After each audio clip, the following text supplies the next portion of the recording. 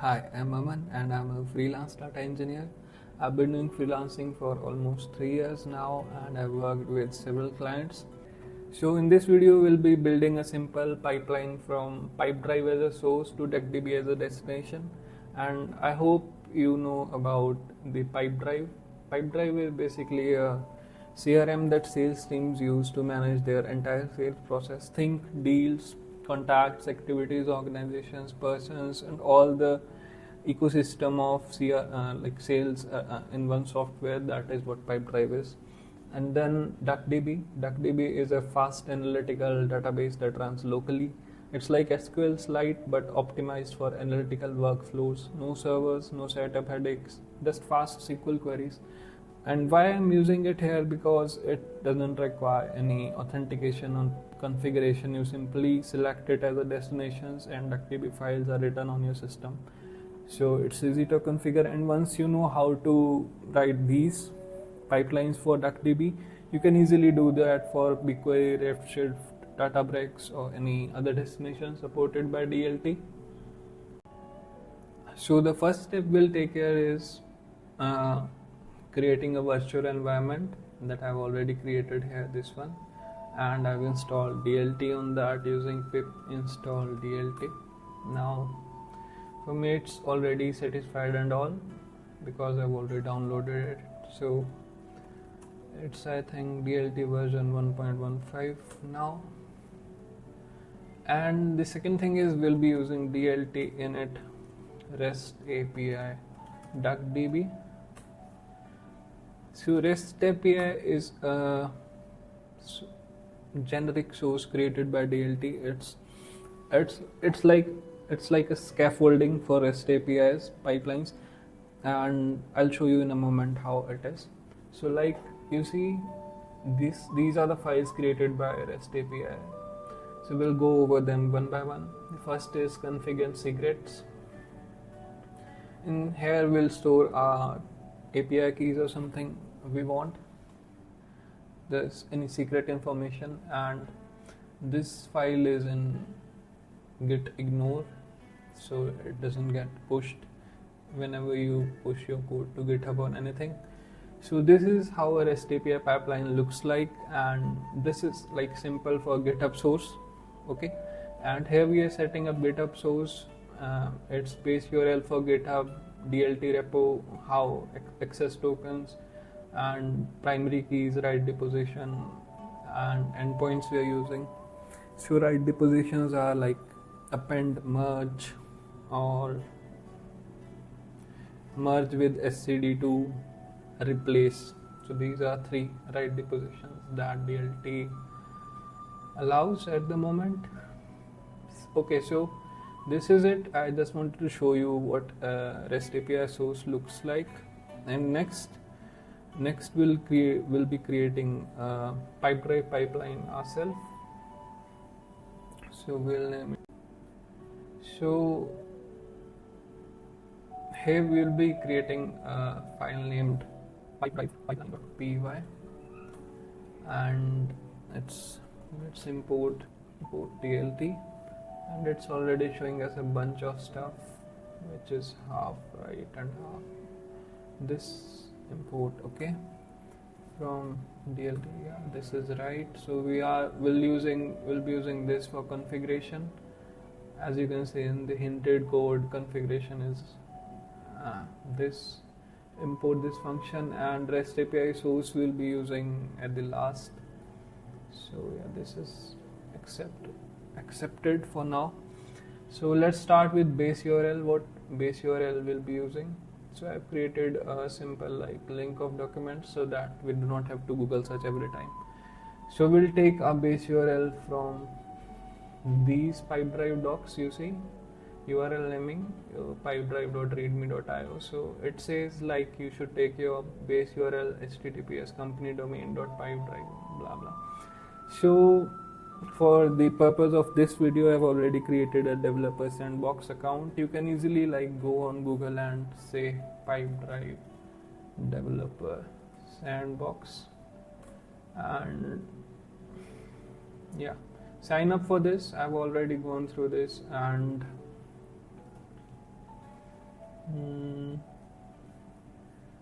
second. Yeah, so this was the sandbox I have created, so dltHub sandbox, and this has some pre-built data, but if you want to import data, it's really simple. You go on Google search, on their developer pages they have some ready-made data to be imported and tested. You can also use mock data, or like this mock data, general mockaroo. You can also build your own sheets or CSV for importing, but for this I've used the data that Pipedrive gave. So yeah, our account is set up, so we'll be using this URL, dltHub sandbox pipedrive.com.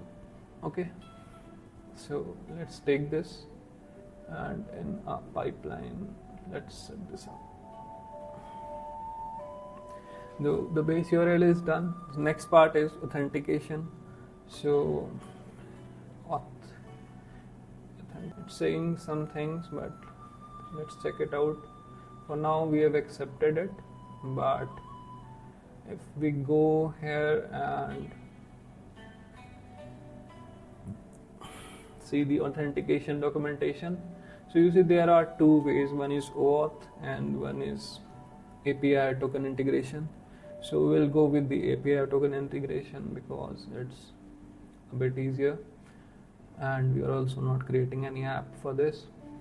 So in this we'll be using X API token. A token provided will be like this, and we'll set this up in secrets.toml.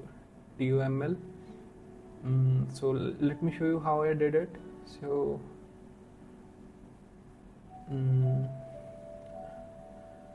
this was my Pipedrive account. You go here, company settings, basic stuff. Anybody who, if you already know how to do all this, you can skip it. And personal preferences, API. This is the API key. Feel free to copy it. It's only a demo account. But I'll blur this. And then you copy this API key. Then you go to your secrets.toml, and here one second, here in,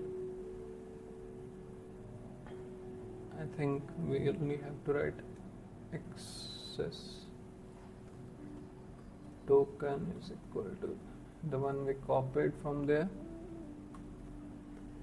Okay, and then let's come back to Pipedrive pipeline, and you see here it also says access token and dlt.secrets.value. So it'll go here and search for the access token, and we have set it up here like this only for security concerns. So the next thing is, let's look into Pipedrive.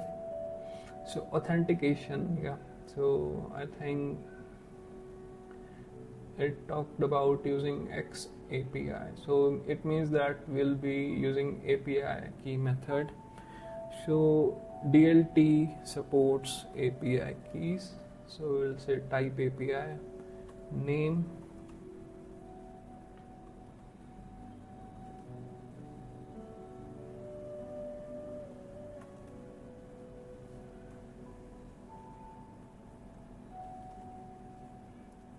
token, okay, and then the API key, access token, and you see in the documentation here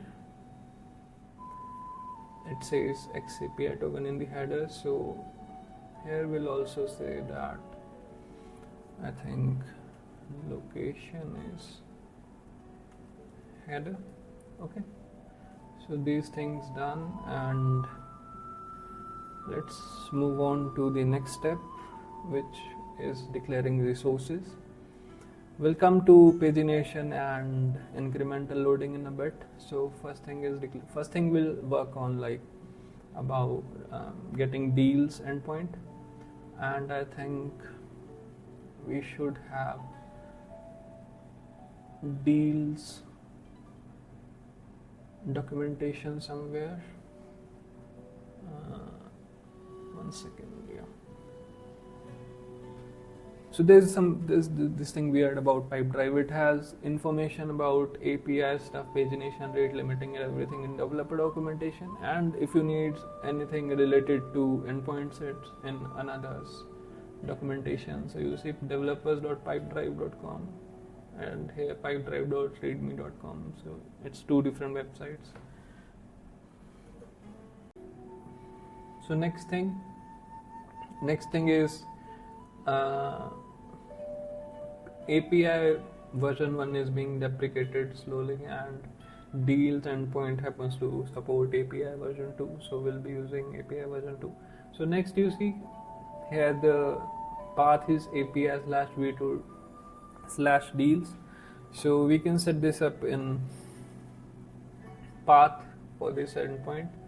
So I think in here, so here you see API version 2 deals. So here in base, either like what you can do is name is this. So endpoint it's wrong. So endpoint is deals, but let's do this like this, and path. So path, we already read that it was something like this. Okay, so you copy this. This is simple, and yeah, I think our deals endpoint is done. Now next thing, before checking the authentication, I think we should check if it's running or throwing some errors. So for that, I think we'll create a simple pipeline. So let's do pipeline is equal to DL Pipedrive pipeline destination is DuckDB, Pipedrive dataset full refresh is equal to 2, and Pipedrive source, and this is a Pipedrive source. I think this is wrong. Pipeline.run print, just giving it simpler names so that it's easy in future, because we'll be adding other endpoints also. Yeah, so all of this is done, and let's run this pipeline. So yeah, there is some invalid syntax here. I think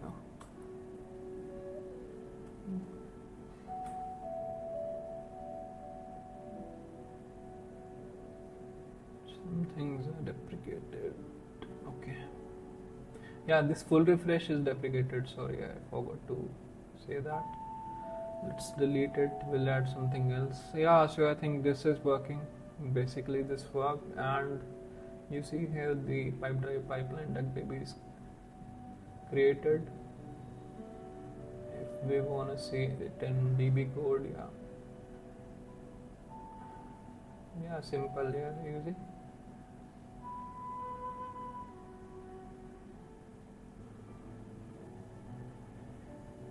Simple, like 12 deals, and here you have all the columns. If you wanna look at the data, this is the data. It's that simple, and I think it's hardly more than what do you think? It's hardly around 35 lines. That if you remove blank lines and unpack the code, it's around 20 lines of code. So next thing I think we should add now about in this is pagination. So okay, so let's add a paginator here. So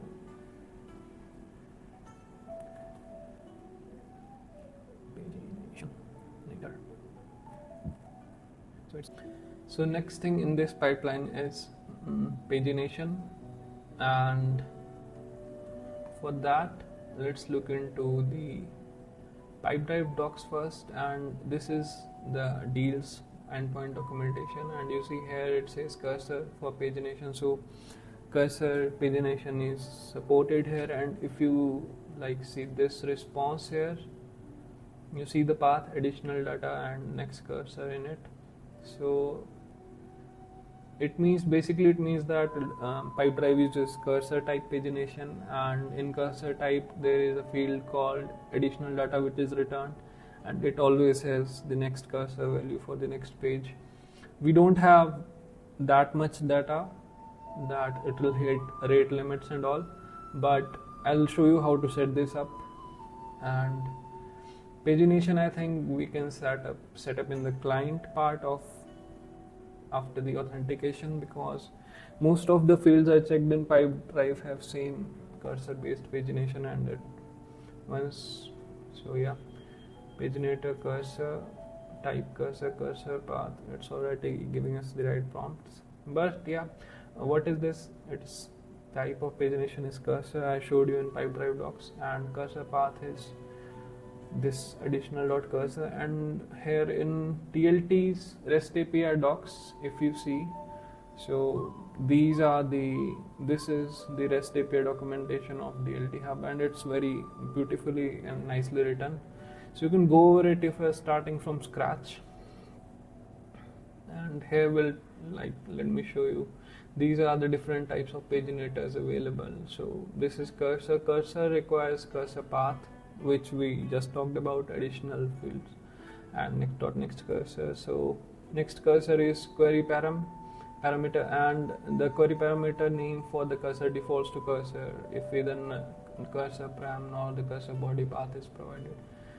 I think we provided it enough things to work. Let's see.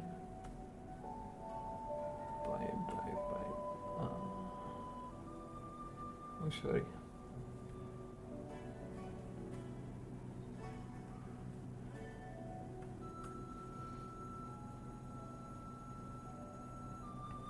So it worked easily and no errors here. So I think pagination is working. So next thing is, like you see, it's giving us some errors like all these fields, and it's saying that basically what it's saying is that we do not have data in these fields. So unless we give type hints here in the source, these fields won't be materialized in our destination, which is okay for us.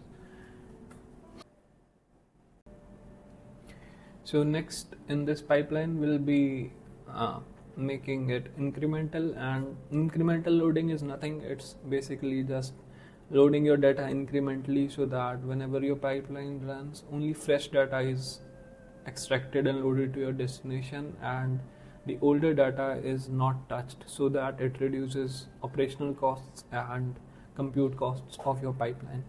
So if you want to learn more about incremental loading, you can refer to documentation of various EL tools, or even DLT for that case. It's a good place to start. And you see in Pipedrive, I think in Pipedrive deals, yeah, so it's using something called update since for incremental loading. So update since is nothing, it's a parameter that's used in the resource deals, and it makes your pipeline incremental using update time, and update time is this RFC 3339 timestamp format, and this is this format. So it's initial value that your pipeline will use when your pipeline run once, then the updated value, updated time is stored in your pipeline state or memory, and next time your pipeline is run, that value is used to as a starting point for the pipeline or the kickoff point. So let's set it up. So I think here, as you saw, that updated since is an endpoint parameter of this endpoint. So I think we can define here params and parameters. We can define updated since, and we can make this as incremental dot start value. So what it says is, this is dltHub's syntax. It's saying that we'll use updated since for incremental loading, and then the next thing is we'll define like what exactly is the field we'll be using for incremental loading. And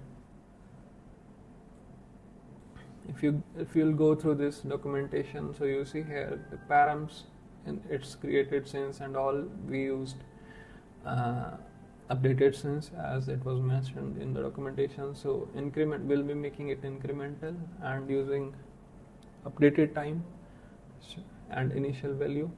So let's do that. Cursor path is not updated at, it's updated or update. It's, I think, update time, yeah. So not updated time, update time. And you see initial value is, let's use something that's already mentioned here.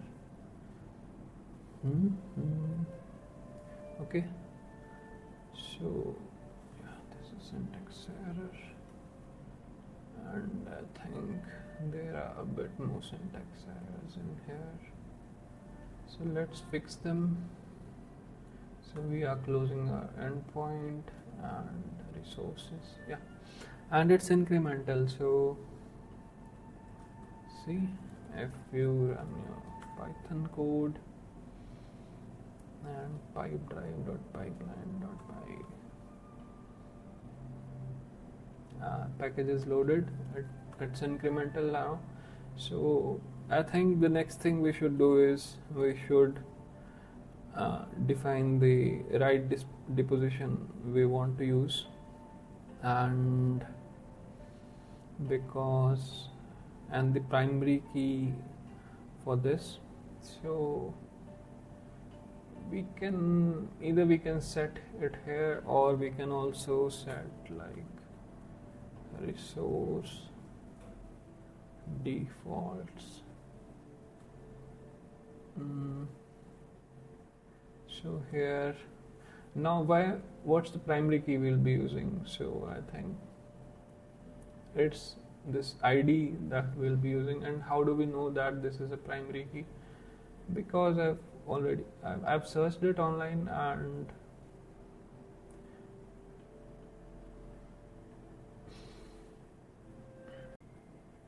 so this is our Pipedrive pipeline till now. And next we'll be adding, I think I told you in the starting that we have 3 write depositions in DLT, which are append, replace, and merge. And append is like all the new data is appended to existing data. Replaces, everything is replaced every time you run a pipeline. Merge is that new data is overwritten on, updated data is overwritten on the older data if anything is changed based on a merge key. So let's do that. And so here like we'll be defining resource defaults. So let's define a primary key here. So primary key is, it's saying ID, but let's see in the documentation. So in document, optional comma separated, it's saying filter. So I found another documentation that gives you a valid reason, like why should we use Pipedrive IDs for these endpoints as a primary key, because they serve as unique identifier basically. So let's use this as a primary key ID, and then next is what will be our write deposition. So it's append, but we'll use merge. Okay, so I think these things are done. So if we run it again, Pipedrive pipeline, yeah, so it loaded all the data again. So it loaded all the data in first step as well, but we have configured all this so that so coming back, we did these things from Pipedrive source to DuckDB destination using cursor, but it was hinting us what should we use and when to use. We could also have, like, if you want to do this using cursor in like 2 minutes, I could also share with you that in next video. And it's quite easy because DLT has this, using DLT, building with LLM native. This workflow is using cursor and it's very easy, but only to cover basics and all, I went through the pain of creating this and sharing it with you. So thank you, hope you liked it, and anything else you want me to cover, please let me know. Thank you.